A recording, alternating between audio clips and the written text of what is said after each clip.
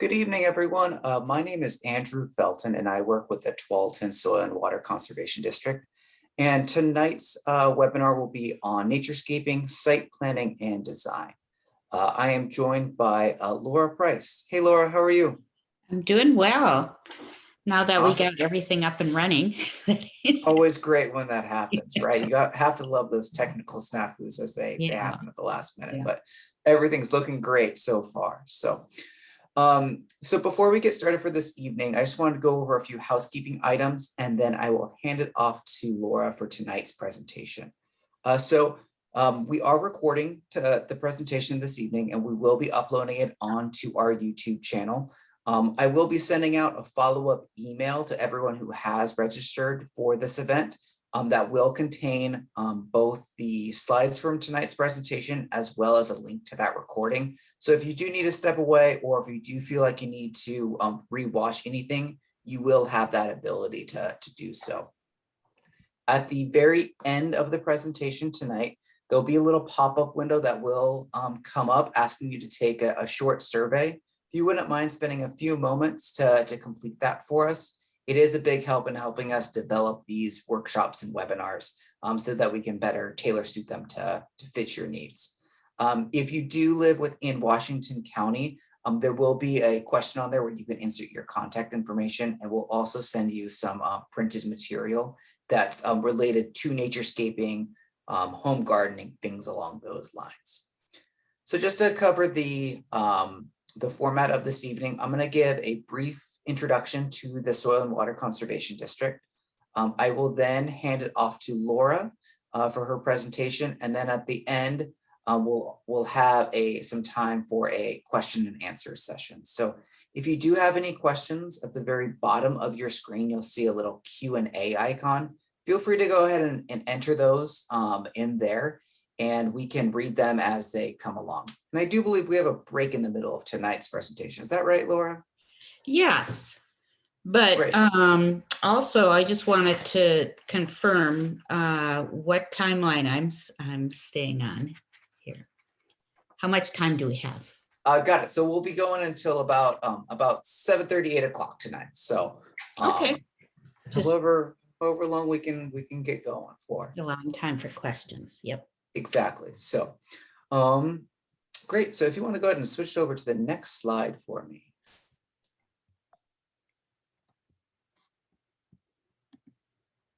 Perfect. Awesome. So as I mentioned earlier, I'm with the Tualatin Soil and Water Conservation District. We are one of the 45 SWCDs in Oregon. There is a SWCD in every county across Oregon and really across the country. So even if you don't live in Washington County, you most likely have a soil and water conservation district associated with where you live, and they offer many of these same resources that we'll be discussing. So feel free to reach out to them, and they can provide some additional assistance. So as an SWCD, our job is really to help our residents, our community, conserve the natural resources in our environment. That's the soil, the water, the air, you name it. And we do that through three ways. We do that through technical assistance. So we offer site visits, advice in general. We also have a financial assistance program, so we can pay directly for projects. If you have larger scale projects, like if you wanted to do a naturescaping project at a community garden site or a school, we have grants that are specifically set up to help out with those sorts of projects. And we also offer education programs like the one you're joining with us this evening. Next slide, please. Now, soil and water conservation districts come from the Dust Bowl. The Dust Bowl was a natural disaster in the 1930s that really resulted from us not caring for our natural resources, mostly our soil and our farming communities. Following that event, the federal government wanted to set up a program that would help our communities better take care for the land. And so they established the National Resource Conservation Service. And today, that is what SWCDs are known as. Our principles are the same now as they were back then. We are a local form of government, so we work on local projects. We don't work on larger federal projects. We are a non-regulatory agency, so we don't administer fines. We're really just here to help with projects. So we don't do any reporting, anything along those lines. And we are responsible for our entire community. It started off just working with farmers, but these days we work with everybody in our community. So no matter where you live, we are here to help. Next slide, please. Now, what is a watershed? That's a really great question that a lot of folks don't really know about, because it's a concept that is often a bit obtruse. A watershed is a form of land. So if you look around where you live in a watershed. Everyone lives in a watershed. So a watershed is a bowl or basin that collects all of the water that falls on it. So as rain comes down, it'll either soak into the ground or run off into the rivers, and that is what's known as a watershed. So what we like to say is that we work on a watershed level or a watershed scale, because we work with anywhere that water touches. You can see a illustration here of the Tualatin River watershed. That's the watershed that we work in. As the water falls down, it touches many different types of property, whether that's forest land, farmland, or our urban communities. And at each level, there is a different natural resource concern, and we try to address each and every one of those along the way. Next slide. Now, how does naturescaping fit into watershed? That's a great question. That's really what we're here to learn about today. Naturescaping is all about planting native plants. We're really trying to mimic nature's beauty when we're naturescaping our spaces that we live in.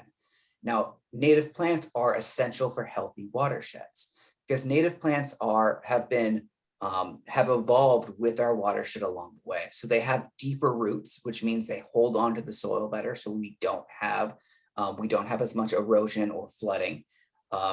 They also provide habitat for wildlife, and that habitat has lived in, or those wildlife have lived in these habitats for millennia.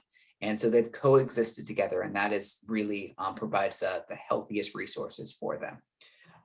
Native plants also don't need pesticides or fertilizers that often can become pollution when they run off into our rivers, creeks, and streams.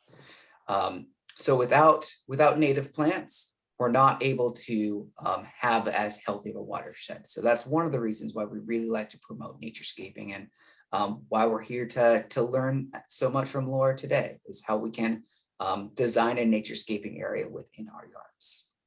So with that, Laura, I'm going to go ahead and hand it off to you. If anyone has any questions, feel free to go ahead and put them in that Q&A. I'll also be monitoring the chat. So if you do have any technical difficulties or just need a quick response, please feel free to ask me there. All right. Thank you. All right. Keep moving here. So that was a nice introduction to just the basics of kind of what it all is entailed in naturescaping, and perhaps some of you have seen the basic workshop on that. And I've been teaching for a number of years, naturescaping and rain garden design, and also site design. And the site design workshop really grew out of, I think, a kind of a desire or demand for folks to say, I've learned so much, but it's a lot to think about, and how do I pull this all together? And it's a little overwhelming. So that's the purpose of this workshop, is to give you the tools and a process to plan, visualize, and create a garden that helps you achieve your outdoor living and naturescaping goals. And, if there's any resistance to kind of going through this step, here's a few points of why I think it's worthwhile and helps you. Going through this exercise of having a plan to scale, it really helps you organize all of the spaces and activities that you want in your garden in a cohesive way that makes sense. They fit with your site because you've kind of undergone a site analysis, and they fit in relationship to each other as to what makes sense. And also by doing that, it helps you have a game plan, or you can prioritize what needs to happen first and what can wait. And a lot of the DIY projects are You know, they have to be phased. You're doing a little bit at a time, but at least you have the comfort of knowing how it fits into this overall picture. And last but not least, when you are beginning to install and make these improvements on the ground, you have something that you can measure and scale, and it helps you know, just like, well, how much, you know, how much compost do I need to order, or, you know, paving or sand for, you know, under a path, et cetera. So, and it helps you know how many plants can really fit in an area. So all of those are just really useful, point to the usefulness of a plan. So Andrew he did a good summary of this. So we don't need to belabor the point, but you know, at the heart of naturescaping is native plants, and for all the reasons that he mentioned, and we all want to enhance wildlife habitat. You know, our environments have gotten pretty fragmented for them, especially with more development, so it becomes more important. And at the base of all of this is that you're really building some healthy living soil, and that basically lets everything thrive, and the wildlife and the plants. And it also helps with respect to stormwater. It helps with respect to helping you conserve water. So all of these things work in tandem together, and in the end, we hope we want a beautiful garden, and at the same time, we can be reducing costs and energy and maintenance. So this is review. We know that our native plants, they're adapted to our soils, and perhaps I think most importantly, especially with climate change, they're drought tolerant, and they can tolerate the 8 months of rain, but at the same time, they have to withstand the 4 months of no rain that we have each year. And because they've evolved with insects, the insects tend to be more drawn to our natives than some of the hybrid varieties, where they've lost the features that actually attract the natives. So, so that's a big plus. I'd like to just put this little list all together, that kind of the principles of naturescaping design. So we've already talked about using native plants.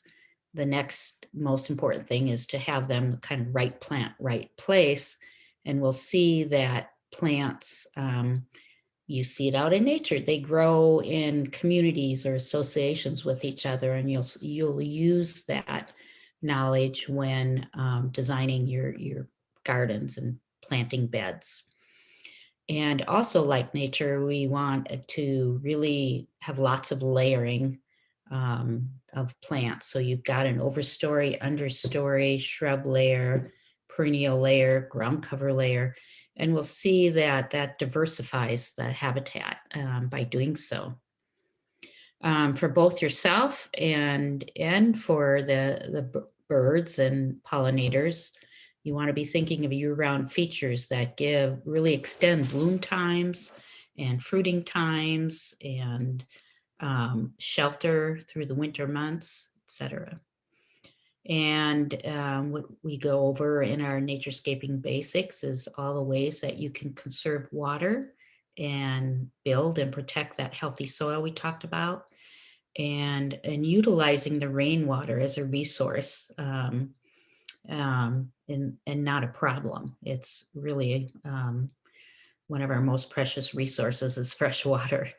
And also too, you can plant so that you can conserve your energy use of heating and air conditioning as well. So let's get started. You want to have a base map to do this thinking and assessing and designing on. And so actually, I should say, if you have a plat map, that's a great place to start. If you have somewhat of a newer home, You may have one yourself, or you might go to the planning department and request one. I did that when I moved to my home down here in Milwaukee. But if you don't have that to start with, because that will give you scaled, boundary measurements, and usually it locates the main house and driveway within that. Otherwise, you can look up your property on GIS maps online. So I'm imagining most of you would want to visit Washington County Maps. You can go to Google Maps, and that helps too. It all depends on how much your home is shaded by trees or not. And I like to use Metro Maps, which covers the whole 3-county region. And it offers some information in layers that you might not find at the, say, the county or city map level. So this is just a couple of examples. The Metro map showing the contours, which gives you kind of a picture of the lay of the land on your site and how steep it is. And this happens to be Portland maps. Maybe some of you would use that. And you can get to the assessor level where they actually give you the lengths of your boundaries as a good starting point to work from. And then you can transfer that to basically a base sheet that you're going to be drawing your existing conditions on. So once you have kind of the house footprint and garage and boundaries, you can fill that out by measuring on the ground all of the features that wouldn't show up at a whatever 20,000 foot elevation or whatever that might be. So some of the tools that come in handy to do this are, which I love, is this 100-foot landscape tape measure, and a couple of smaller tape measures, 25 feet or so. Get yourself a grid paper sized either for eighth inch or quarter inch. And what I mean by that is it's a grid. The example that we're looking at on the top of the screen here is 1/4 inch. So 1/4 inch equals 1 foot. If you have a bigger property, you might need to go to 1/8 inch to capture it all in. You can get larger grid papers at, I think in Washington County, they have a Blick store that you can get a larger sheet of paper. You can also get it from Columbia Art and Drafting and maybe some other stores that are near you. It'd be great if you had an architect's ruler, which actually is sized to this 1/8 and 1/4 inch, but just a 12-inch ruler will do you fine, and you can and just measure by those 1/8 inches or 1/4 inches to measure feet. Pencil and eraser just to mark down those measurements on the paper. And if you have slopes and you want to find out just what that slope is, then you'll be using a string line and a line level, and we'll get into that in a little bit. So there's a couple methods that I use when I'm measuring. Again, on this top sketch, look at the yellow line is where I would be laying this 100-foot baseline across the property. And you're doing takeoffs from it. And really, you can do that in both directions. So, for instance, in this case, we're getting, 1 foot starts at the driveway side, and it goes all the way to the other side of the property line. This is the street down here and the house up here. So what we're picking up in terms of existing conditions is, of course, the more detailed footprint of the house edge, and you can see that it, I'll come off this corner, and that's 7 feet in. And this shrub happens to be 10 feet in. So it's always accumulating and building. And the reason we do it that way is it's the most accurate. If you're taking short little bits of, oh, we have 5 feet and then we have 2 feet and we have 4 feet, it can build in some, it just isn't as accurate as if you have one consistent line where you're measuring things off. So in this case, we're measuring doors and windows and the changes of the house where it sets back. And then the main plant shrubs and plants in front. And you can see I've made a note of where the trunk is to the shrub, but then also the diameter of the shrub mass. Let's see, what else? And on the other side, we can get distances to plants and or maybe in this example, there's an existing sort of shrub bed or planting bed line. So this is lawn and this is planting bed. So just stop my jumpy finger. So for that, if you have curved existing conditions like maybe a walkway that's going to your entry or a fixed planting bed edge that is curvilinear, that's when you want to use the offset measurement method. And as I like to say, it's just like connecting dots. You've got, again, kind of a baseline and you're taking off from it at equal increments. In this case, for every 4 feet, we're seeing where we hit this curvilinear planting bed edge. And that way you can transfer that to a piece of paper and get that down recorded accurately. And likewise, if you do a design where you're putting in curved features, then you use the same method to transfer it back out to the ground to lay it out. So it actually reflects the design you came up with. So this is just a summary of kind of all the things you want to be paying attention to and observing and noting and including in your base map. So mostly it's the things that are fixed and or that you expect to keep.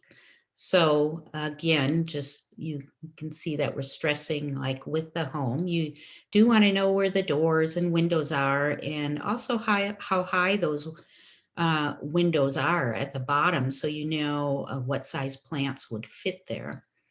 You include things like faucets because you need access to those, or downspouts if you're interested in creating disconnecting them from the municipal system and creating a swell or rain garden to get that rainfall into your ground.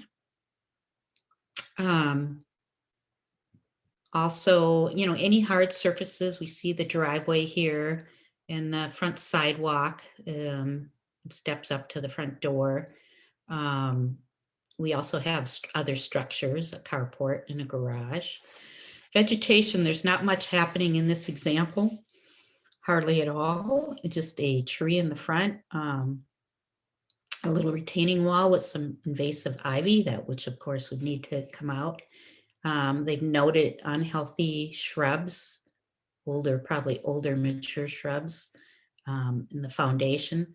So you can see how naturally the exercise of just noting and observing every, the features of for your base map, you are naturally beginning to do an assessment on conditions of things or views, where you want screening, etc. So it's really nice to take the time to do this. And as I say, it kind of naturally flows into you thinking about your yard in a real quality way. So let's see, what else do we see on here that they've captured? Some overhead lines, and you'd also want to have any underground lines marked that are utility lines. they notice a small worn path, which we used to call desire lines in school, and which means that's kind of calling for something that's more formal there as a main access into the house. They've also noted fences, and some are used like chain link fence, which allows breezes through, but it doesn't give privacy. And they've noted, you want to notice what's going on beyond your property as well, especially with big trees and what kind of shade they might cast. Or maybe, in this case, the neighbor has pretty high shrub border that's helping with some screening. So, that's kind of taken care of at that part, but maybe you want more on other parts of your yard. So I hope you get the idea of just what things that you want to be marking down on your base map, existing conditions. And once and this is kind of all done out on the ground on that grid paper that I showed you, but then you want to transfer it to a final, the sheet you'll be working on. And this is a couple ways you can do it hand drawn, again, to always to scale. And this is that same little lot we looked at in the prior slide, just turned into a existing conditions map that you can work on. But you also, if you're more comfortable, there's many online landscape design software programs. I've listed some of them here. And one of the big advantages of the software programs is it allows you to make many iterations. So if you want to, especially when you're designing and exploring different possibilities, it's really great for that. In the paper world, what we used was trace paper, and we would work over that base map in our concept design kind of exploration with several pieces of trace paper, which allowed us to work loosely and then finalize it when we kind of land on a design that we like. So both will work. And once you have that base map, then you want to do really get to know your site in earnest.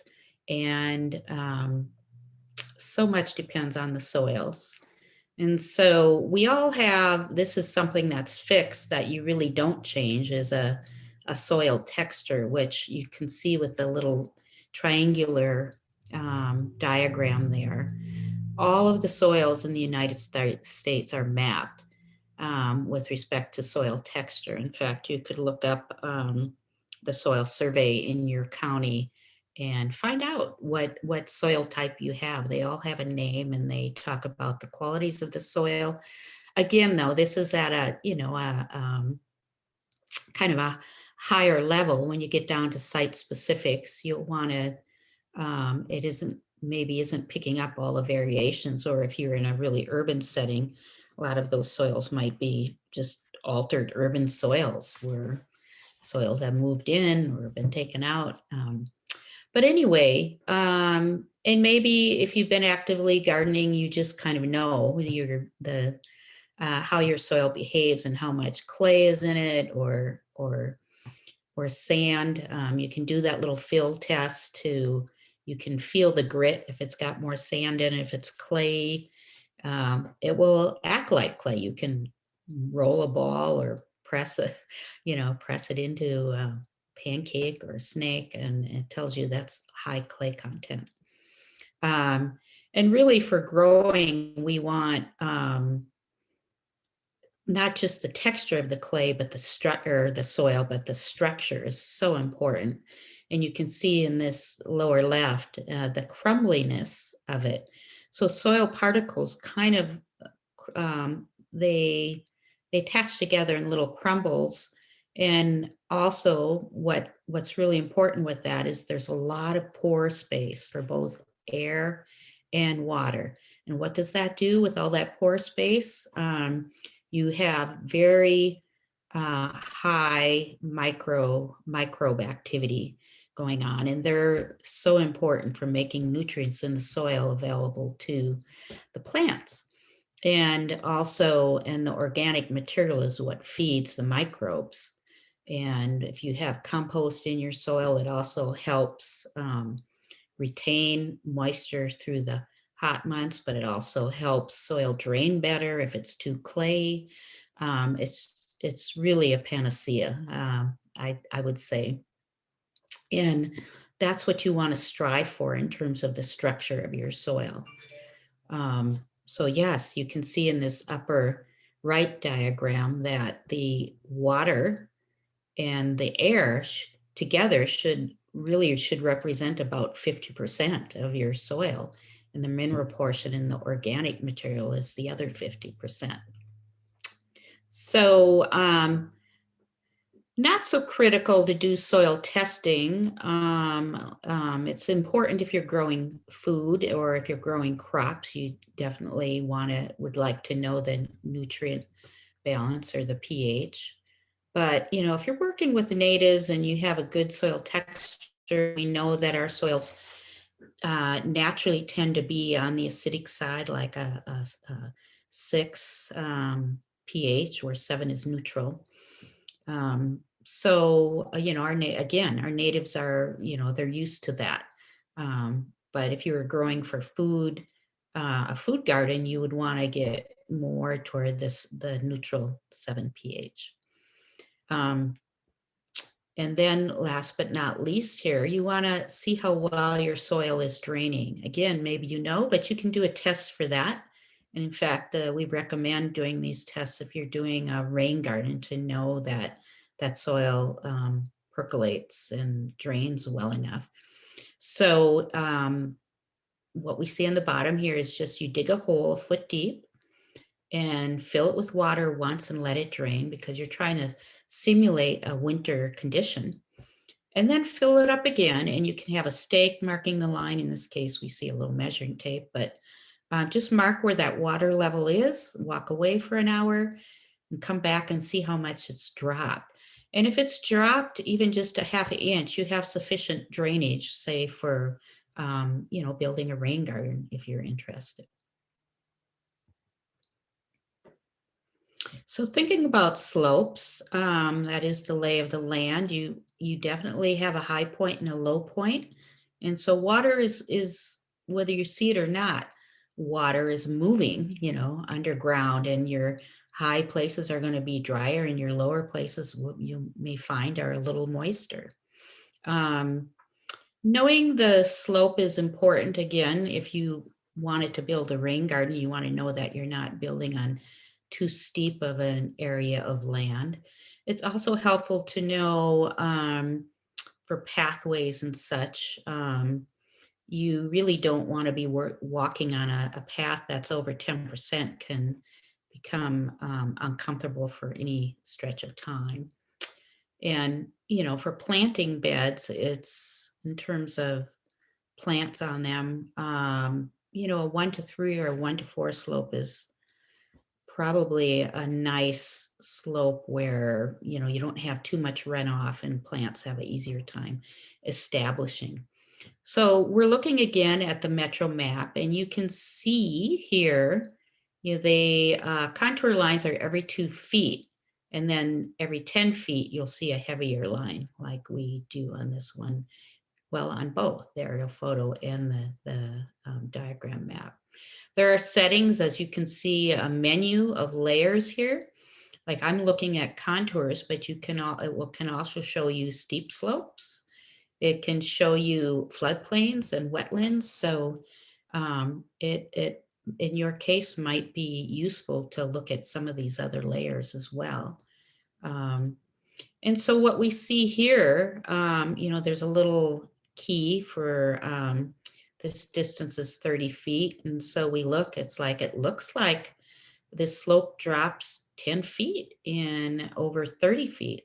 So that's about a 30% slope, which, you you know, it's a little steep. It's still workable for planting on. In fact, it's the best way to deal with the slope is to have it vegetated so those roots are holding it in place so it doesn't erode and they're taking up the storm water that would be running down the slope.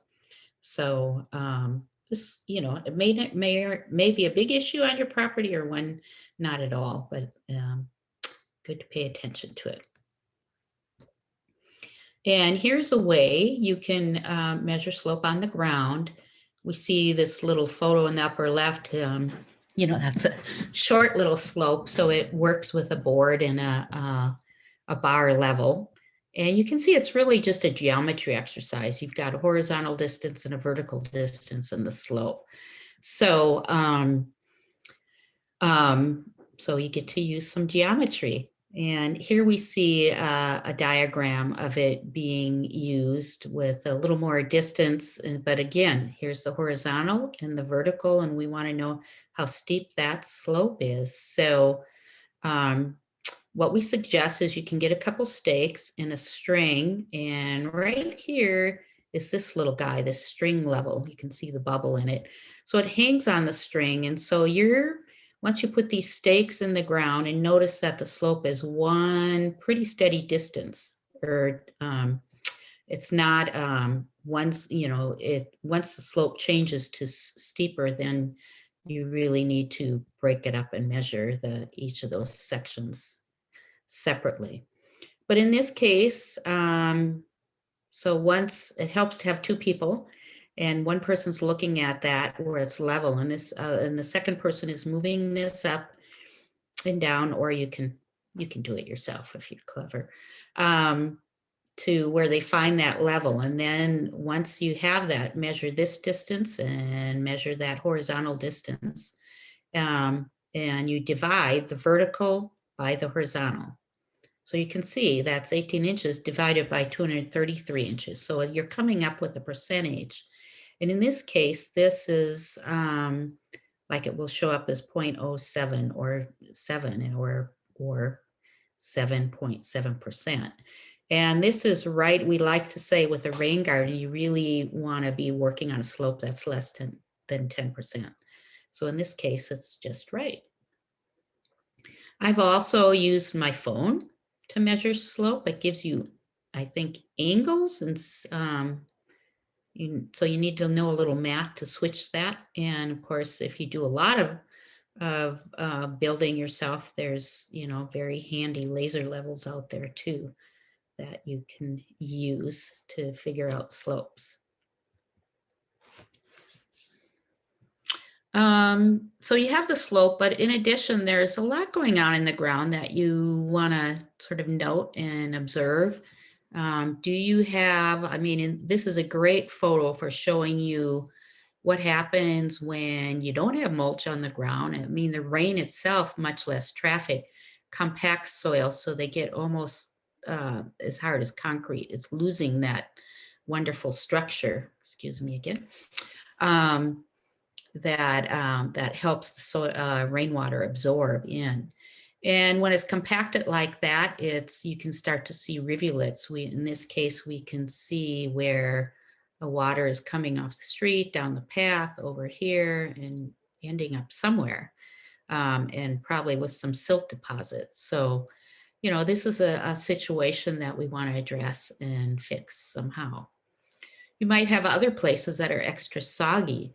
I mean, here we see a downspout that's disconnected, but where is all that water going? It seems to be sitting right around the deck and the foundation, which is not good. So there's ways to address that as well.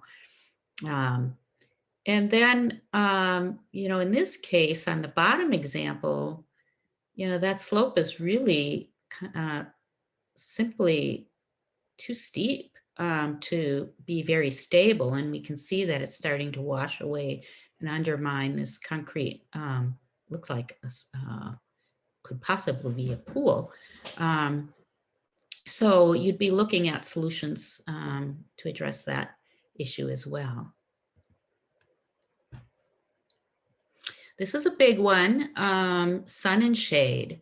And so we see here examples of full sun, upper left, and full shade, and all kinds of variations in between. You may have some mottled sunlight under some large trees, as in this center example of a pathway. So it's, it's in between with part shade, part sun. And I actually think a lot of our natives love that, where they're not, it gets limited when you look at full shade or full sun. So they're happy where they have some protection of shade, but they have some sun that aids the, blooms and berries that you also want. And then, of course, you probably have, there's morning sun and afternoon sun have very different qualities. Morning sun is nice because it warms. I like to use that for my vegetable gardens where the soils and they're getting the sun in the morning when the air is still cool and it's warming up quicker. And afternoon sun can be a little harsher, and you might want to plan some screening or overhead shading to sort of moderate that a bit. There is, especially if you've got a lot of tall trees surrounding you, there are ways to actually calculate that shade path that the tree will throw. Or in this case, in this diagram, we're seeing just the difference from summer to winter in terms of how much is in shade. So, if you've been at your home a while, you probably inherently know these sun shade patterns, and there's something you want to definitely note so you can plan your garden beds accordingly and have the right plants in the right places.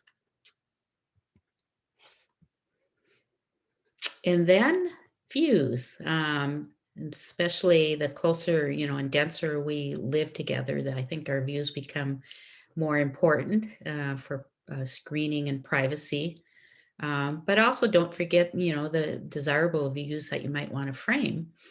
And with the screening, it might help somewhat in terms of screening noises of traffic or neighbors or an air conditioner. And actually screening an air conditioner can make it as useful in terms of energy conservation. It's nice if you have it in a shadier spot, if possible, or at least somehow protect it from the harshest sun.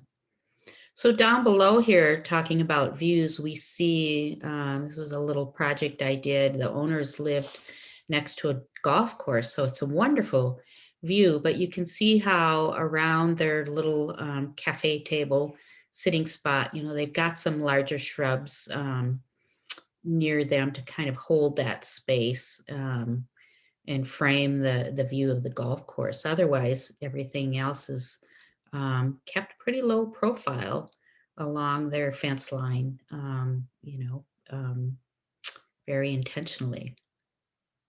And on the right here, we see an example of just what screening it can help you make a place. If we look at the before picture, it's like no one would really choose to sit and hang in this spot. There's not much there to enjoy. But what they've done by backing it with a nice evergreen hedge and some plantings scaled down from there is they made a really nice sitting spot for themselves to enjoy being in the garden. And I just use this as an additional tool. Not everybody, it's thinking and drawing and designing and plan view it's useful, but not just by itself. And I think it helps to take photos to remember details of things like how high those windows are, how big those trees are, how tall you would need something at this fence line to say if you wanted to screen this house and building next door. And you can even use photos, print, and overlay onto them in this case, with a program or even drawing if you print those out. So this is for the person who likes to think more visually in 3D. You can have photos help you and see how things might lay out. Just another approach. So let's see, we've talked about soils and grades and drainage and views. So vegetation assessment, this could be a rather intricate assessment depending on how big your yard is or how, you know, established it is with plants. So let's kind of walk through the things to think about that that can help you decide.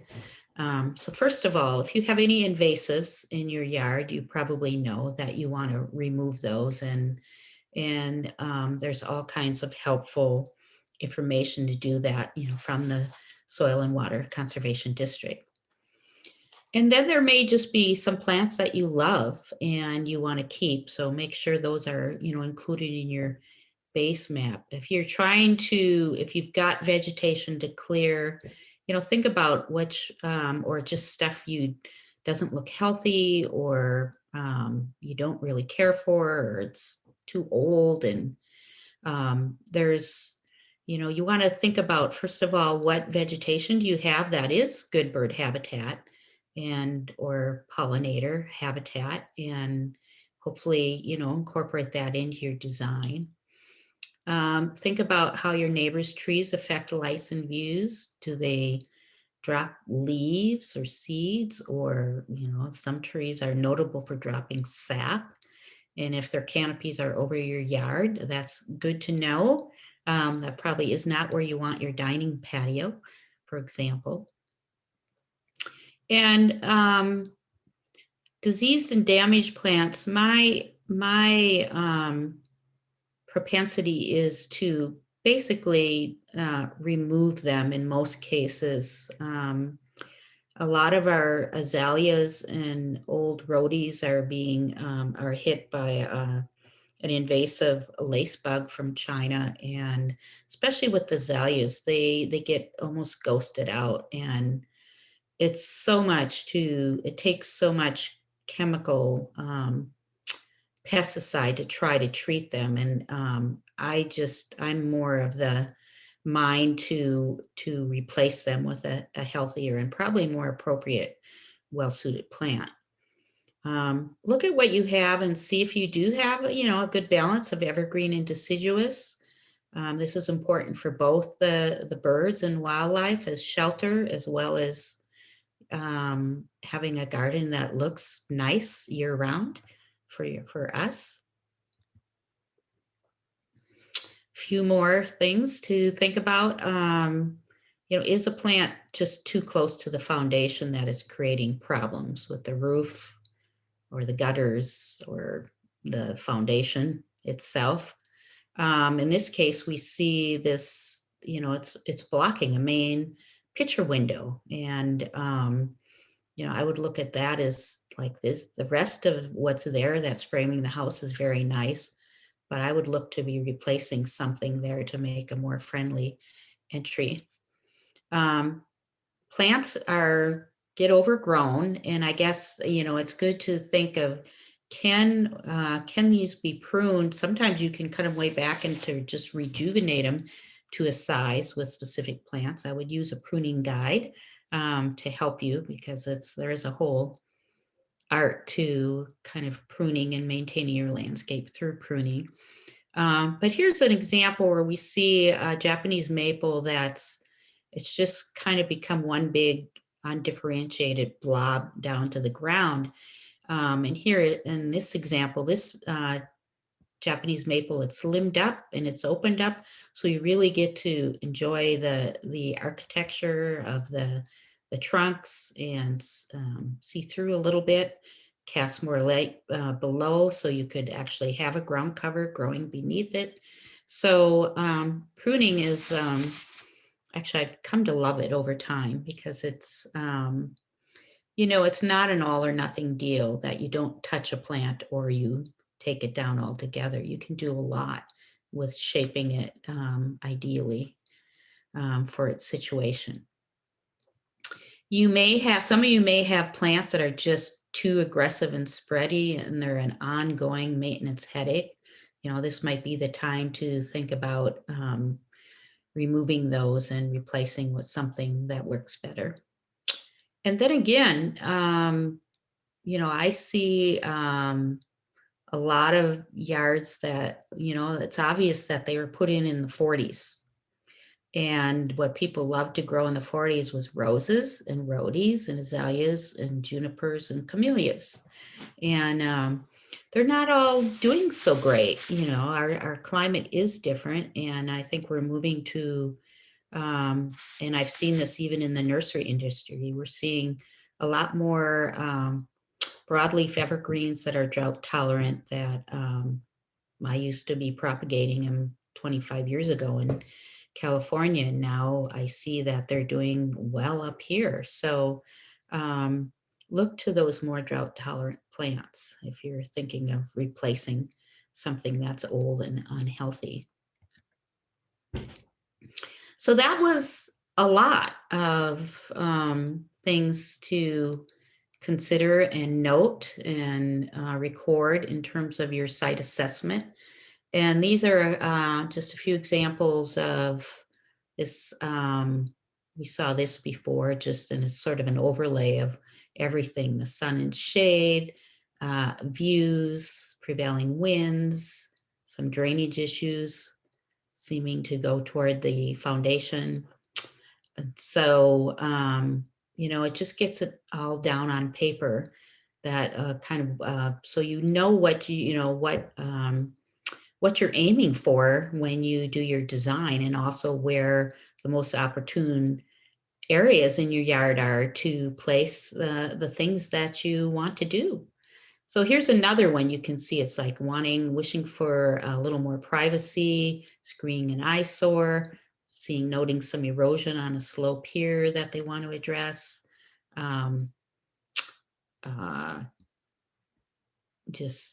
Removing lawn. So we start to see intention, preserving a view. And so it's sort of your worksheet of what's happening on site and what things you want to address. So when you, and once you have that, now you're ready to sort of blend that with your own design goals and desires. We sort of merge those two things. That's where the synthesis comes in, so that you have all of the things that you want to do in your yard that fits with the site. So, and I think that takes us to, no, it doesn't. I jumped ahead. So we have a couple more examples to show you here, just to reiterate the point. This is both a small yard, a very small yard in Washington County, and a larger property. And you can see how we've combined existing conditions and analysis here. And we start to see some intentions of wanting to reduce the lawn and add a rain garden from this downspout.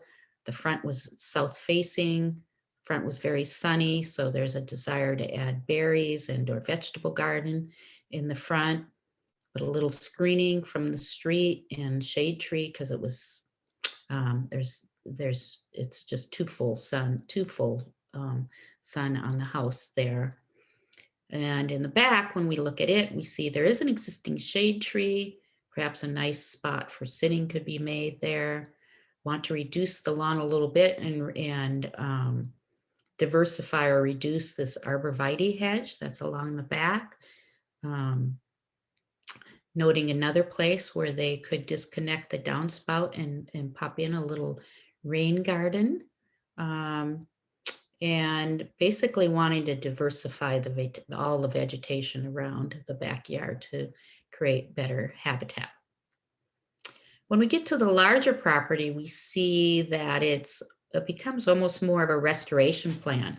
They mapped all of the invasive in these hatched areas, Himalaya blackberry. They've noted invasive English holly and a couple invasive hawthorns that need to be removed. The field area is very soggy, kind of thinking about what one can do with that. noting that have some nice sun in front of the house, perhaps for growing a garden, and have all the other trees, most of the other trees noted, which are, we have natives, Oregon ash and Doug fir down along the other side of the creek. Doug fir is up here as well. So in a little bit, in the next phase that we go to and beginning to design, we'll revisit all of these sites that we've done a assessment on. And so then I think yes, that takes us to the end of our site mapping and assessment. And so if you have any questions, we'll take those now, and we'll take a little 5-minute break. That sounds great. Did you want to answer questions now, or do you want to take a couple minutes and then we can come back and answer questions, Laura? I think your idea is a good idea. Let's do that. Okay. So when should we come back?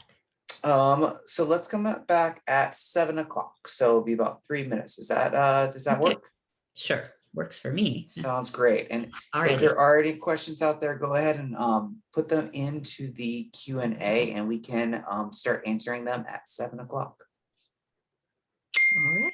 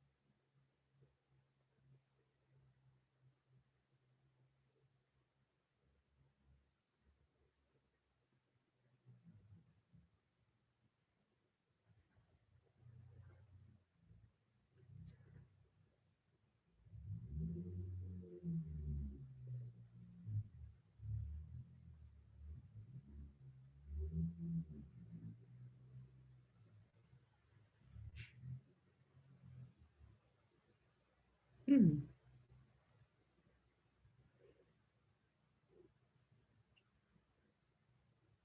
do I get my view back?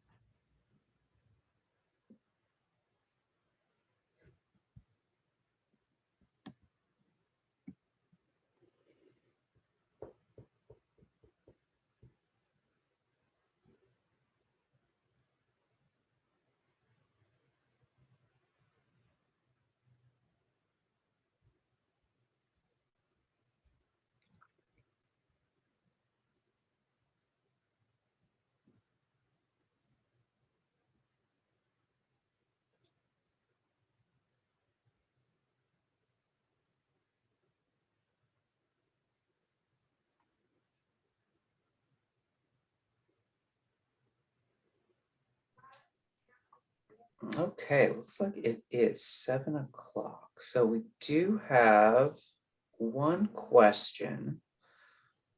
So the question is, how do you reconcile site-specific soil with ideal soil in planting the right plants for a soil as it already is?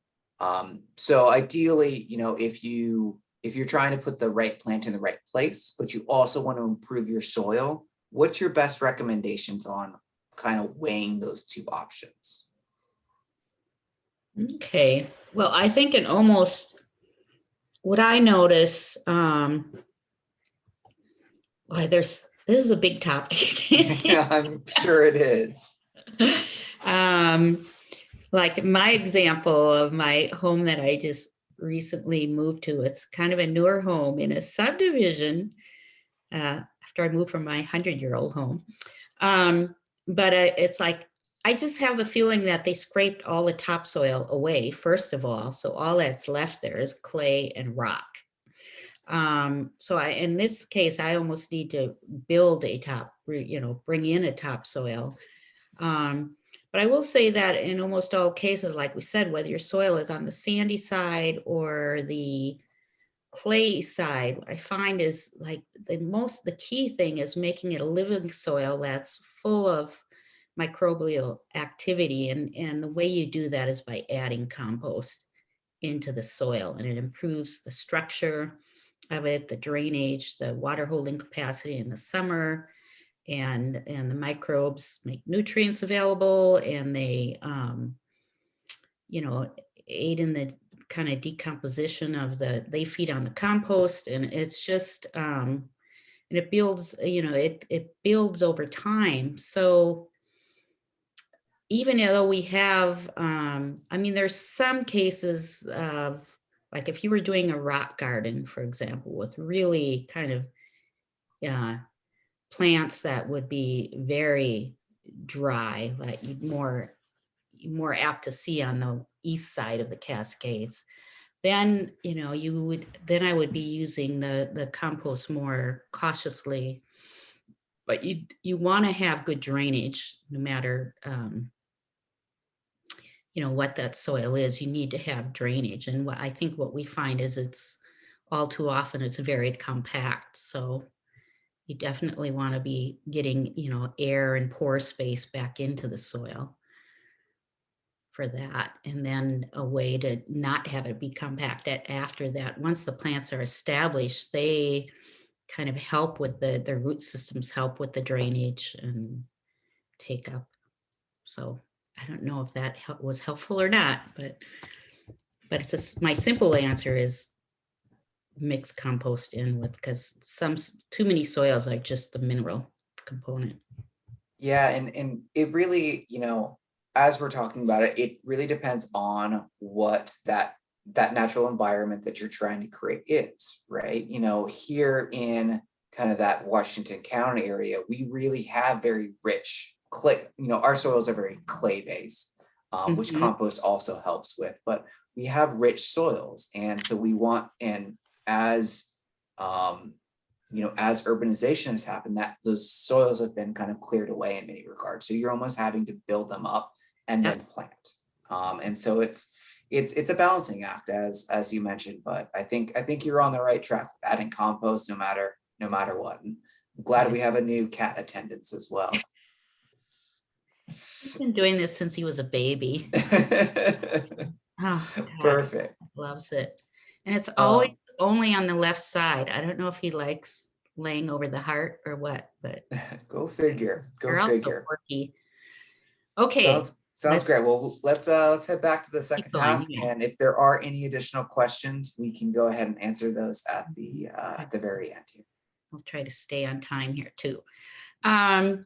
So as I mentioned, you've kind of gathered all this information to learn about and understand your site. So the other half of the equation is what you want to do with it, your goals and desires. And this is just a kind of wish list of things that you might want to accommodate and and figure out how they best all fit in relation to each other. So even though we talk about,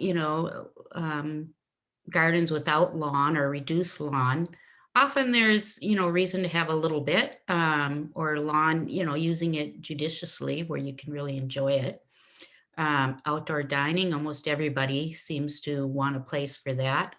A place out in your garden where you can just retreat spot, a sitting spot. That it's the best way to enjoy it is just to stop and sit and notice everything. So make places for that. Watching birds and wildlife. Of course, hopefully the whole garden is inviting them. Growing food, vegetables, berries, herbs, fruit trees, they all have a place where they work best. A fire circle to gather around, outdoor covered area, more ambitious. We see a lot of urban farms coming up with chickens and bees and such. Water features, this is a pretty fancy little one here, but you definitely want water in places around your garden for birds and all wildlife. So this is just examples to spur your thinking about what you want to include in your garden, because it's for you as well as the wildlife. This might be a little bit of a review, but I think in terms of those opportunities and problems and constraints. And so where can you frame a view? Where is the natural shade that you might want to sit under, or the longest sunny place for your flowers and veggies? We showed you some of the problems to solve with mostly respect to soil and slope and erosion, or privacy, need for privacy. So those enter in. But keep in mind your preferences too. I find this with a lot of clients, like they have an aesthetic that might be more neat and spacious than say what someone else would want with a naturescape garden. Or if you have favorite seasons and you want to see fall color or a lot of spring color, that's gonna be something that you take into consideration when you get to the planting plan part of it. And also too, this is a big one. Because I'm imagining that most of you all are people that like to garden, since you're here at this workshop. But also be realistic about how much time you can or want to spend in the garden. Excuse me a moment. It's getting a little too much. Especially when it comes to growing food, that's a built-in responsibility in terms of caring for, harvesting, preserving, etc. Okay. So this is the first important step that you go through when you want to begin designing your, we call it bubble diagramming. And it's just, you're not getting specific. You're not trying to figure out exactly where and how a path might curve and where it goes, but you're just taking all of that assessment and your garden desires and putting it together in this bubble diagram, which is a way to just simply organize your areas and spaces and functions of your yard that fits with the site conditions and also in how you would like to use it. So looking at a few of these, we can see, the intentions again. They need some curb appeal in the front of this house and a little area outside their front door where they actually might hang out or work. They're interested in a cut flower garden, a place where the runoff from the roofs can go into a rain garden, looking for privacy on both sides. What do we see here? Soothing veggies. Anyway, you get the gist. And likewise, here's another one. We saw it with the assessment. They had some erosion, so they're starting to think we need maybe some rocks embedded in the bank and some low plants to hold that. They're envisioning a kind of a big surround of an oak woodland garden and a meadow in front of it, and berries and veggies right off the patio, herbs nearby as well. Again, noting, they want to have some, a whole circulation around the yard that needs to be figured out. Another little opportunity for rain garden from downspout off of there. So it's the beginning of the form that you take in terms of where things are and what's next to what and how you get around your garden. So from there, actually, I think we have another concept, just an illustration of we saw this earlier with the existing conditions, and this this shows how they've just kind of identified what they want where through these little bubbles through this program. So from that, then you begin to give form and shape and delineate just how much area you give something and what shape those planting beds might want to take, etc. So, and when you think about areas, of course, you want to think about how big plants get, how much growing garden you might need. What does it take to have a patio with a dining table where you can easily move around and flow from that? So you can see the garden taking shape here. We still haven't gotten down to specific plants, say in this planting bed or in this corner. Major trees and maybe hedges are noted here, but that's it at this point.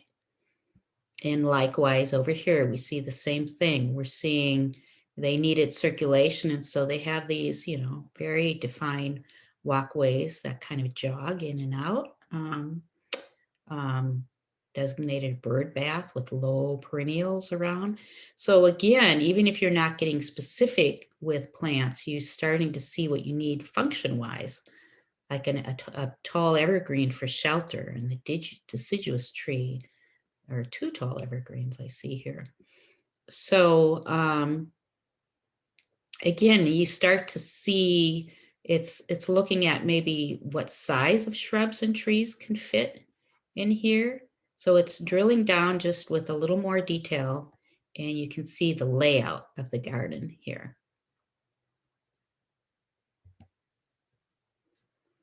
And we come back to these and see how they've taken on a little more shape in terms of their walkway, the size of the lawn. It's a little bit more curvilinear and smaller. It's an eco lawn, and they've diversified that arborvitae border with some other native large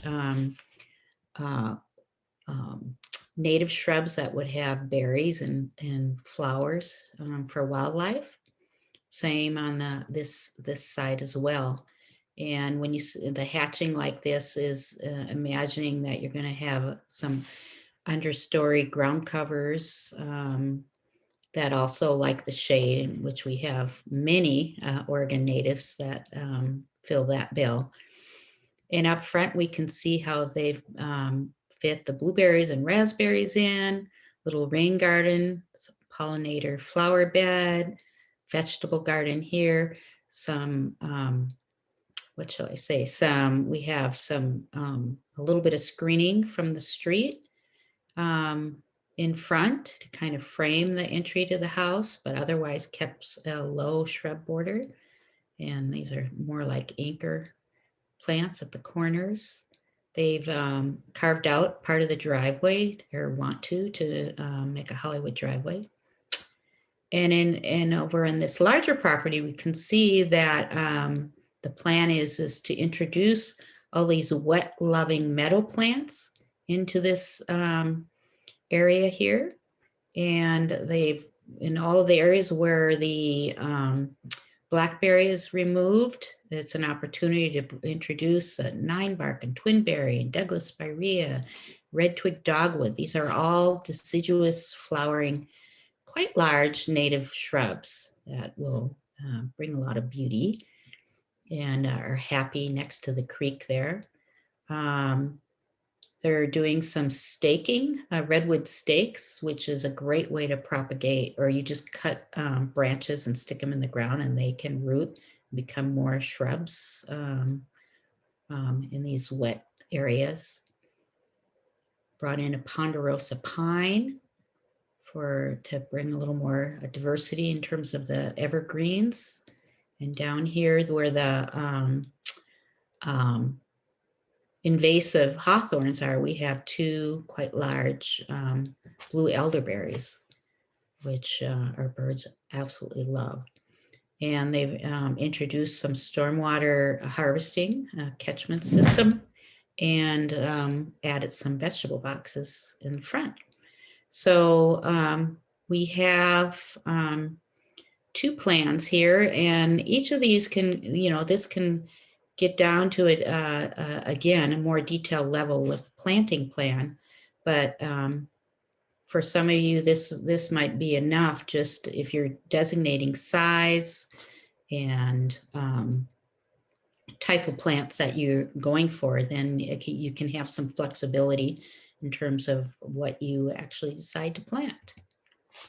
But let's talk about planting design, especially it becomes important, especially on a smaller property. So these are just guidelines that to keep in mind when you're planting. And first of all is that you cluster plants, in their natural plant communities of what they prefer in terms of light and soil and water needs. So we call that right plant, right place. And again, if you do a lot of hiking, in our natural areas, you'll just recognize the plants that you tend to see growing together. And that's a good clue.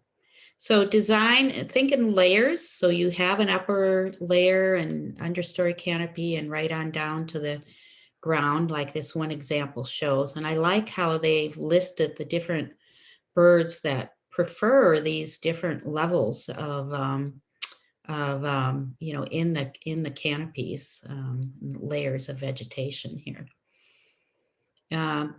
Kind of a no-brainer, but allow room for the plant's mature size. Every plant you buy tells you how big and wide it will get. So take that in earnest. I also like to not just cluster different plants that like, a same environment, but cluster similar plants in groupings or massings, or might call them swaths or drifts. Because when you think about it, this is how they grow in nature. They populate, they're not all single species, they're grow singly. They tend to grow in these larger areas. So you can see this in this example on the lower right. We have, three service berries, or this is all tall Oregon grape in this dark green here. I think a snowberry in a cluster.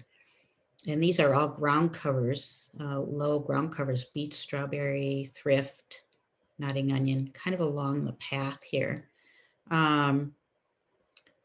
So it, you don't have from a design standpoint, it's not like one undistinguishable sort of busy confetti that you're looking out there. You're really seeing different patterns created by the different sizes and textures of the various plants that create these drifts or swaths. Just repeating again, make sure you have a good balance of both evergreen and deciduous. And if you're looking for to have a very low maintenance garden, stick mostly with trees and shrubs and ground covers. The perennials give you a lot of added interest and color, but they tend to be a little more high maintenance, and you want to, where you locate those, keep them concentrated together in an area that's most convenient for you to care for, and in areas that produce, give you the most bang for your buck. It's like what are you looking over from your deck or patio? Maybe that's where you want to focus the perennials. And then again, just a reminder for the energy savings. If you have some strong winds, think of putting a conifer or an evergreen hedge that will break those winds, or a nice shade tree on the south or west side of your house that can provide some enjoyable shade for the summer and keep the house cooler. So in terms of their form, I like to think about their function way before I think about what flower they might have. So, we use them structurally to screen, as we've talked about, or shade, or kind of frame a nice sitting spot or a view out. You might have areas that you want to walk on, and you could use a ground cover, or a ground cover just because you want that instead of so much lawn. Think about the plants that best stabilize slopes. Of course, we touched on the food, wildlife, food, and shelter. You can also use them to soften a hardscape. You know, they can trail over stones or walls, or climb a fence or trellis. So you have a, you know, green instead of a lot of fence, you know, solid fence line. You could be looking at the texture of a hedge, you know, a wildlife hedgerow. And I include this picture on the lower left. It's actually, it's a public site, and they've used to screen, it's a treatment plant in Milwaukee. But I thought it was really interesting that they used all natives to create these evergreen hedges. So we have Pacific wax myrtle, if I can use my arrow right here. And I believe this is a, we have a strawberry tree and some tall Oregon grape that are filling in as well to create this hedge. And here, if you have really narrow spaces, this is a vine. It's very drought tolerant. It's the star jasmine that does need a trellis to climb on, but it's another way to provide some green in a narrow space and some screening. So with planting designs, how you draw them, just a few examples and tips as to how you draw that up. It helps, you can use different symbols to represent different plants, though I think that could get kind of complicated after a while. In this case, this is what I feel is a nice example. You know, the heavier trees that are higher are boulder lined, so you can see that they're a canopy over plants beneath. And so you want a way to show that in a drawing. So you can see that in this case, they've sort of flagged out and named these plants. And because they're in clusters, you can kind of see which ones go together. Like in this case, surrounding the bird bath, we have Aquilegia. That's a lot of just a solid fill around it of columbine, something the hummingbirds would love. And so you can see that, you know, these plants are grouped as we've discussed, and then they've kind of pulled out the name of them, you know, off to the side. So to keep this whole plan, you know, clear and legible, you know, that's one approach. Another approach is you might just come up with a legend where you have abbreviations for the plants that you're using. Again, these are all natives. This is an example from King County that you can access yourself if you wish. And so we see it's a slope, top of slope right here. So this is all going down slope, and they wanted a viewpoint. So I like, you know, I can see that they've used a lot of ground covers initially, keep the views open, and the taller, this is red flowering currant with these red outlined deciduous shrubs that kind of frame that view. And you can see we have the bigger, larger trees again represented with heavier lines. Big leaf maple, I think that's a shore pine, yes, and 3 shore pines. This is a madrone right here. And so, you know, it's big, but you're also, you know, it's downhill. And again, the canopy will probably be over the viewing point. But filling in, we have, again, more Oregon grape, trailing snowberry. What else do we see here? Thimbleberry, in the serviceberry shrubs as well. So, it's a way to represent your planting, and of course all of them are drawn to what would be their full scale. And you know, and you don't, you know, you may just go this depth for like one, you know, planting bed at a time, or one, you know, hedgerow, you know, one side of your property where you want a diversified hedgerow planting of different shrubs. You don't have to do your whole yard at once, of course.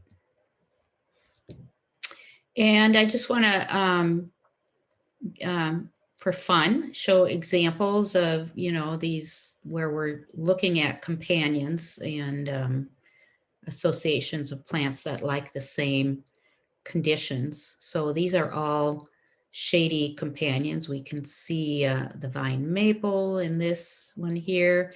We have a rhododendron, which probably isn't native, but it's very happy with our natives. Can't necessarily make out everything, but we can see in this case, we have some, looks like some, oh, what is that? False, oh my gosh, I just went a little bit blank on that one. This looks like we have the fringe cup and wallflower and maybe some penstemon. And we can see that this is a little shadier back here. We've got sword fern. As it gets out in the sun, we plant more of the flowering perennials. And in this one, under a big Doug fir, I can see again some vine maple, evergreen huckleberry, looks like a water leaf, ground cover.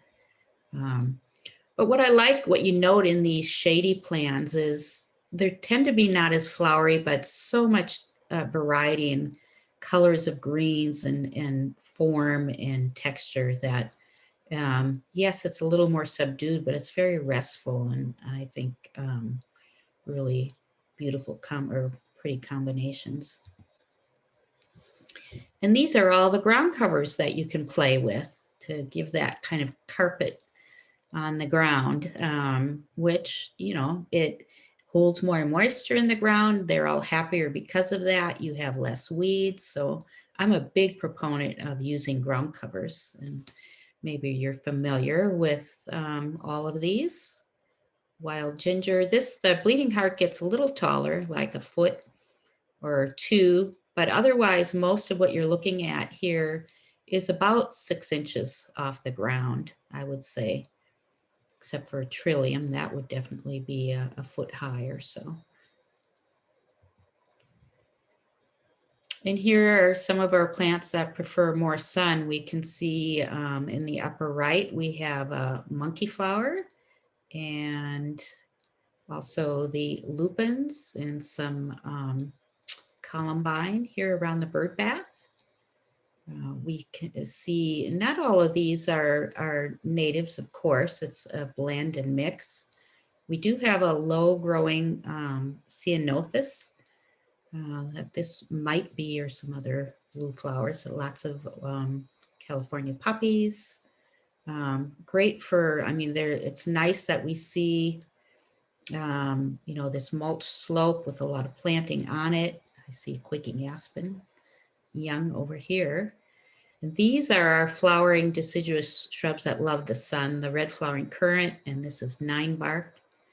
And over here, these are ornamental grasses, we do have natives and sedges and rushes, but that can be mixed and matched with a lot more variety of ornamental grasses that we can work with that tend to also love our sunny spots. And this red flower that you see is a geum. We do have a native geum as well. So we talked about reducing lawns that are more drought tolerant and less maintenance. And these are some of the alternatives that you might consider. Of course, a wildflower meadow is great for pollinators and a lot less maintenance. This is our beach strawberry, which is evergreen and blooms and berries. So it grows very aggressively in a positive way. It will cover your ground in a pretty quick order. Or you might want to play with succulents. We have several native varieties, but also other ones that you can mix in and creates quite a mosaic. And in the to the right here, this is actually a woolly thyme lawn that they've replaced their grasses with. Creates a nice effect. So if you have areas in your own lawn that you wish to replace with something else, this is just throwing this in because it's a nice way to approach it. It takes time, but it's actually, most of the materials you can get free, whether it's wood chips or fall leaves, or if you can find a source to find cardboard, you simply lay the cardboard on the ground, which will tend to rob the grass below of sun and water, and it will compost in place. And then all the leaves and mulch that you're putting on top will also break down over time and compost. And I did this in my home that I just described, was just rock and clay. And it's really satisfying to see some darker soils and some more permeability and breaking up. And I know that with all the wood chips I brought in, there's lots of, and in leaves as well, lots of life moving in, microbes to break all that down and break up the soil and begin to build good soil. So, rototilling actually disturbs all of the microbe life, and so more and more we're going into no-till methods to replace lawn and build soils. So we know all of this is, we want to, all of this is our interest in creating wildlife habitat. So just a few reminders on that front, that water is essential, and it's not just for birds, that we want them for bees and butterflies as well. And so that's why we tend to put things in our bird bath, like little stones or shells where bees can land and lap from the water, or even wet mud is what butterflies prefer. Maybe you have a spot below your bird bath that you do that. There's all kinds of varieties of mason bee houses that you can have fun with and bring to attract the native bee. They tend to be active earlier than the honeybees, which are actually from the Mediterranean, so they need more warmth to be out and active. But also to think about shelter, and a thicker, a denser, hedge planting provides a lot of shelter for the birds. A big conifer does as well. But incorporating rocks and snags and decaying wood, and kind of fun down here, it's a hibernaculum for snakes, brush pile. They provide protection. If you've got cats in the neighborhood, it's nice to have places where small creatures can get away. And snag tree, if you might have one that isn't healthy and dying, but you can think about leaving just a snag of it up there for a perch. And also, as the wood decays, it creates cavities get created, and it's a whole other source of insects for the birds. So we thought about wildlife. You want circulation through your garden, and we want all of those pathways to be pervious. So we see a whole assortment here. In your more out of the way places or natural places like woodland, these wood chips are perfectly fine. Cedar wood tends to be more rot resistant and will last longer. If you want to, you might want to go with that. In the center here, we see it's really a kind of a pea gravel, a round river rock. As you can see, when you're working with those, you do need to think about how you might edge that and hold it in place.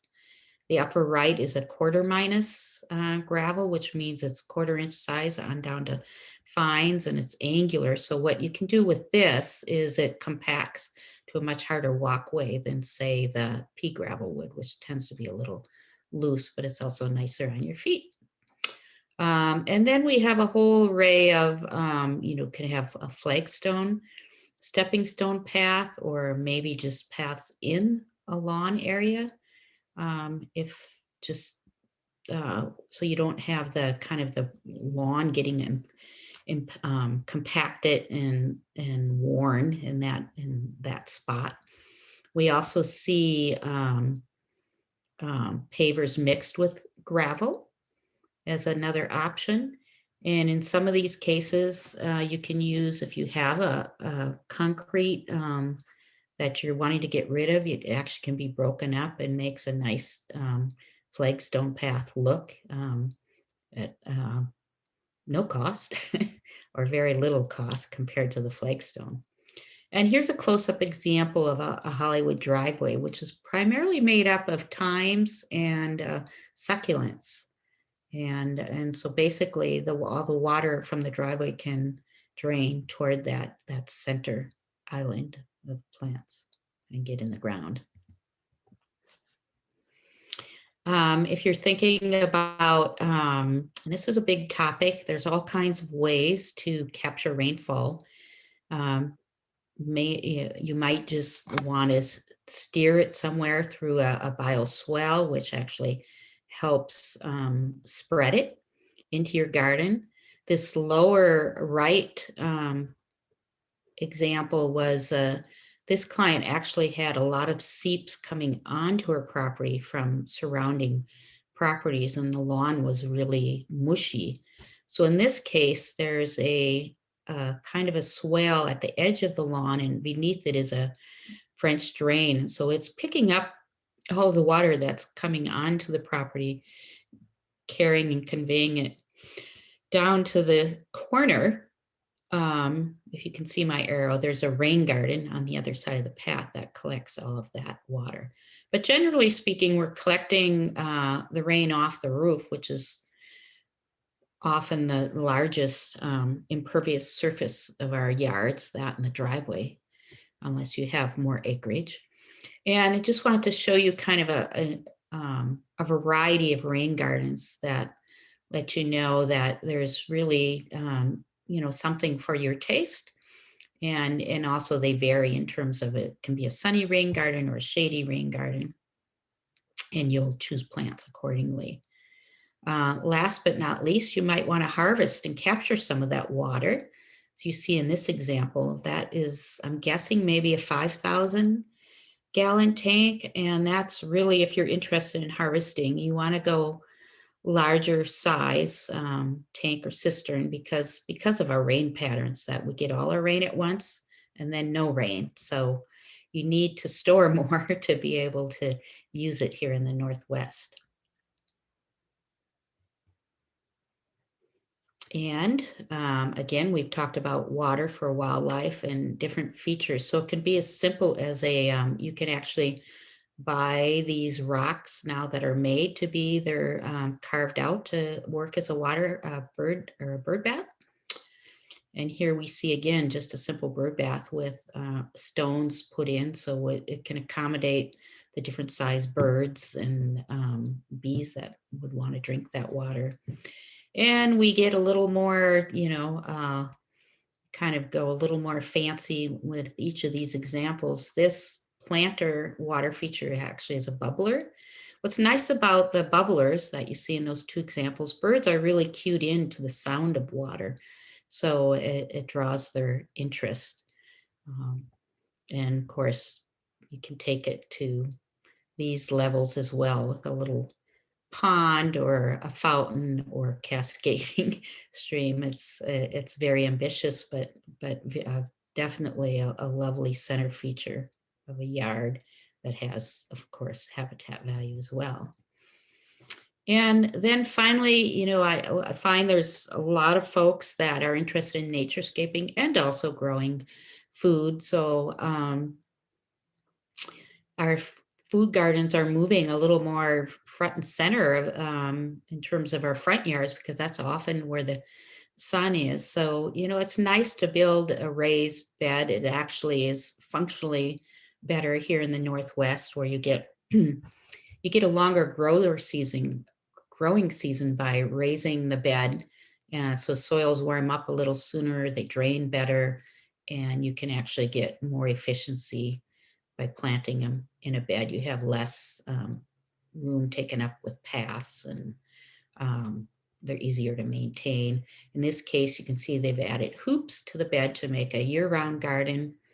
And you also might want to think about if you have tight space, you can espalier along the side garden or build trellises, structures to really hold those plants. I love to use blueberries. This is bottom right is a blueberry in the fall that keeps its leaves pretty late and adds a lot of color, which is great. And if you're a gardener, you might want to think about composting. This is an example at the East Multnomah Soil and Water Conservation District office. A really nice one where the slats come out and you can see you can have compost at different stages, and they provided some cover from the rain. I think there's definitely designs available for that if you're interested in that. And I think that takes us to the end of the slideshow. I know we have additional resources. Do you want to talk about those, Andrew? Yeah, absolutely. I'd be more than happy to. So there's a couple of resources we wanted to highlight tonight, just to kind of give a little bit more details on them. We'll also include many of the resources that we discussed in that follow-up email that I mentioned earlier. So just kind of look for that probably tomorrow sometime. I should have a chance to get that on home. So if you want to change it over to the next slide for me. So one of the biggest resources is the Conservation District itself. We're not holding office hours right now, but I will include the direct email to our urban conservation specialist, Brita, and she can help with any of the things that you've seen today. Whether that's just advice, whether that's talking through some of your design plans, whether you're trying to kind of figure out what plants might make the most sense for your yard. She's absolutely there to help with any technical assistance or any advice that you might need. We also are more than happy to come out to your site and actually walk it with you and provide some of that same advice at the location that you may be. Particularly, that's very much for kind of Washington County residents. But if you aren't in Washington County, as I mentioned earlier, please do check with your local SWCD, and they potentially could offer some of those same services. But we also have financial assistance programs. I know we had one question in the registration asking about doing a naturescaping project on a larger scale at like a community garden site or a school. And we do have grants that are available to help with that. Information on those grants can be found on our website. I particularly point you towards the Twig grant that we offer. That really is established to help larger size naturescaping sites or edible gardening sites take place. I'm going to switch to the next one for me. The other program I wanted to highlight is the Backyard Habitat Certification Program. Now, this is a program that is based in the Portland metro area, and it's kind of a collaboration between Portland Audubon and the Columbia Land Trust. The idea behind this program is to help urban gardeners create backyard habitats, as is in the name. They will actually come out to your site, walk the site with you, provide you with a very in-depth site analysis, site assessment, and then provide specific recommendations that really are tailored towards what your goals and your desires are. From there, they also offer discounts at local nurseries. Right now is a great time to sign up for that because you can go and take advantage of some of those fall plant sales that are coming up to get a little jump start going. And then they'll come back out once you're ready and actually certify your yard as a backyard habitat. They certify it on 5 different criteria, as you can see on the screen here. Many of those same criteria are all ones that Laura just really went through tonight. So it really is a nice partnership if you are looking at diving into a naturescaping project. And I will include a link to their website in that follow-up email as well. And I believe it is time for some questions next. So I'm sorry I lost my view. I thought I was hiding it, and now I don't know how to get it back. It's okay. I don't think we have You anything don't need to else, so see me. we You don't need can to leave see it me. on the backyard habitat program. So Yeah. we do have one question in the chat. So that question is, you mentioned that mulch keeps soil from compacting and eroding. What kind of mulch and how much mulch in terms of inches would you suggest to best support their naturescaping project? Okay. I would, there is a lot of choices, but I would say that most of the bark mulch that is available here in the Portland, metro region is going to be from Douglas fir. And you can get it at different grades of sort of a medium bark or a darker fine bark. And what that means is it really just refers to how much it's aged. If it's a little darker, it means that it's and finer, it means that it's gone a little farther along the road to kind of breaking down. And the end result of bark mulch is compost. And compost is what we speak of as something to amend or blend in the soil, and bark mulch is that layer on top of the soil that protects it from eroding and helps keep the weeds out and holds the moisture in, and as I mentioned, it reduces the compaction somewhat. So I like to put a good solid couple inches down. And maybe you only, but if you're needing to, if you really are starting at the beginning with some soil that doesn't look like it is anything but mineral, then I would really be looking to try to blend compost into the top 4 inches. And then when you have the plantings in, then you top dress and lay the mulch down around them. And it's and it's a good, of course, we're in the season where it's a good time to do all of this stuff. I know I'm planning on, you can get a truckload or however many yards you want delivered from various companies that provide all of that landscape material. But I would add that you can also there is a organization, nonprofit called chipdrop.org. And what it does is it connects all of the arborists that are cutting and producing bark chips from all the tree work they do, and connecting it to homeowners that might want a huge load of bark chips. And I actually did that because I had half a yard that was on a slope and it was bare. And so the first thing I did was I put about 30 cubic yards down and just let it sit for a year or so. And it stopped any erosion, stopped any weeds from growing on that slope, and it's actually more workable. So you can just go to chipdrop.org if you're interested in that free source, but there's a lot of caveats to that. And I just want to say they do a good job of kind of setting your expectations up for, is this right for you, in terms of how much you have to take, and because they deliver a truckload. So it's good for large quantities, especially if you were planning on sheet mulching. Let's see, is there anything else to add?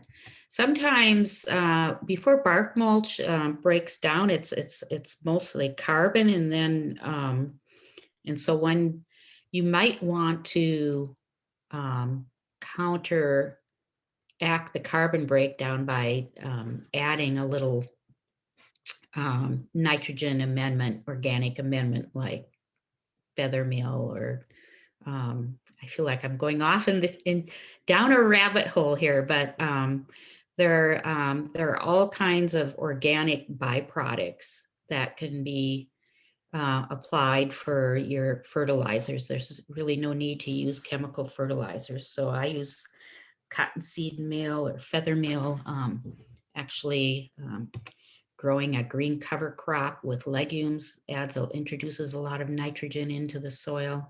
So it's, after gardening for a long time, it's like building the soil becomes the most exciting part, I think.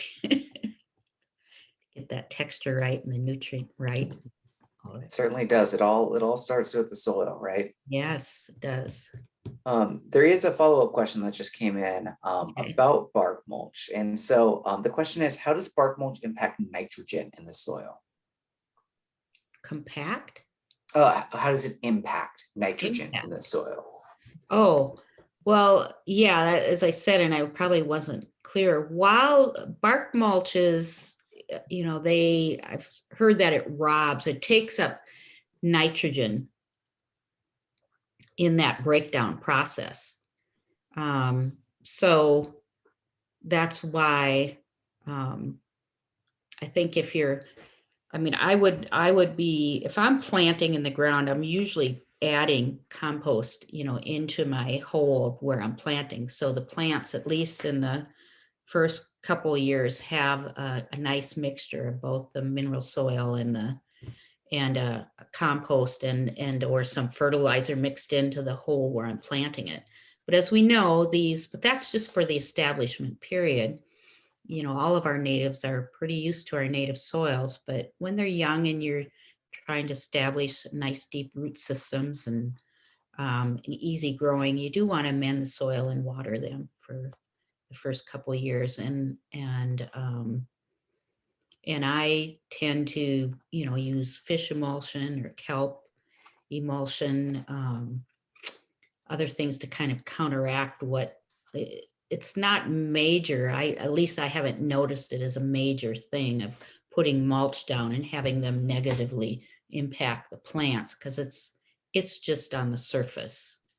And it's really you would never want to blend bark mulch in the soil.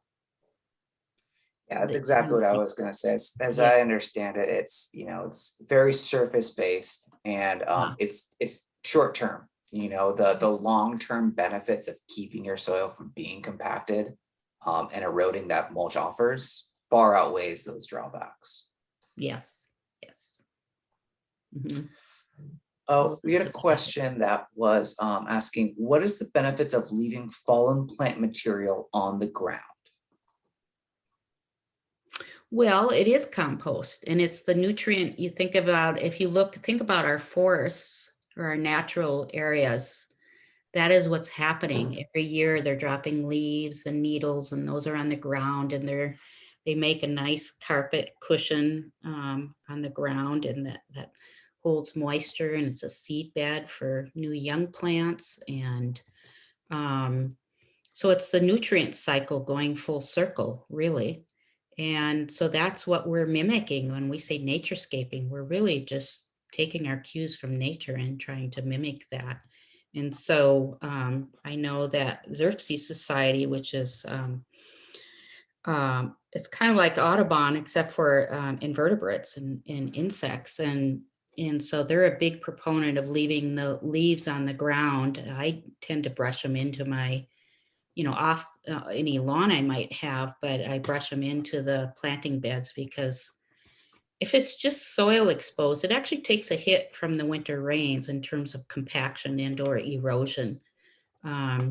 So it's sort of like a protective blanket over the ground. And then when you come back in spring and rake it back, that soil looks so good, and it's full of soil life, and it's crumbly, and that's why we say leave the leaves and or in the garden. I don't know if you're thinking or talking about vegetable gardening. I mean, some people compost, and all of those things can go into the compost, which is another way of returning the yard waste, back in a composted form into the soil. So it is that big circle of recycling or cycling nutrients, back to the soil. Absolutely, many benefits. Mm-hmm. So we had a question, when using rainwater for a rain garden, is there any danger from galvanized steel roofs on plants or wildlife? There are heavy metals that are hazardous, but I think the steel roofs are, most steel roofs are, aren't they painted? Oftentimes you can have them painted. It really, from what I understand, it's really the, how deteriorated that roof is. If it's a relatively new roof, it's gonna be absolutely fine. If it's starting to corrode, at that point, you're probably going to be looking at replacing the roof anyways. You're not going to have, you're going to have more impact with a more deteriorated roof on plants and wildlife for rain gardens. I know that, oh, sorry, go ahead. No, please go ahead. Yeah, copper and zinc are very detrimental too. Like if the water actually gets into our waterways, they're very detrimental to salmon as well as all the other products we humans use, like the petroleum off our roadways, etc. But so yeah, I wouldn't use a copper rain chain, and I wouldn't put zinc on my roof.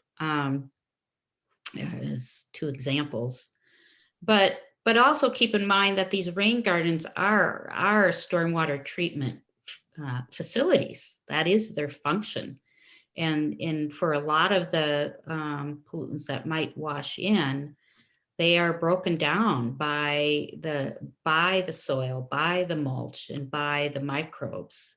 In fact, I went to a conference for Salmon Safe, and they had some incredible underwater footage of, this was like a culvert that was washing right in from the road, and they were seeing salmon affected almost immediately by the toxins and pollutants in the water.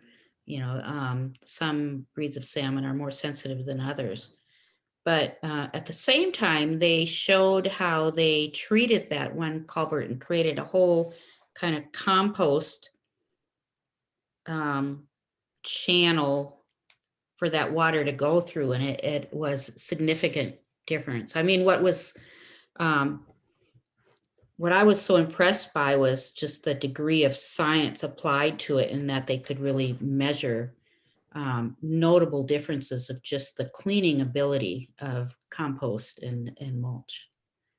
And so, we advise not to try to grow food in a rain garden, but in terms of natives and other ornamental plants, I think it's the effect of the metals are more minor.